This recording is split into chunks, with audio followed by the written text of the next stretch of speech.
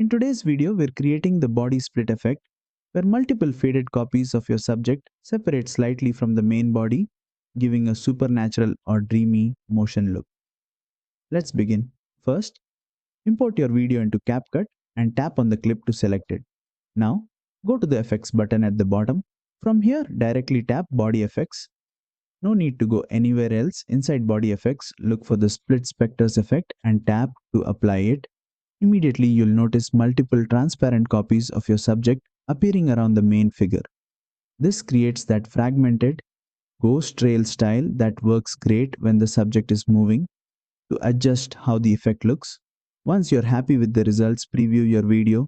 This effect looks especially cool in energetic movements like dancing, jumping, or dramatic gestures. And that's it. You've successfully created the body split effect in CapCut Mobile. Use it to enhance supernatural edits, dreamy slow motion sequences, or creative transitions in your videos.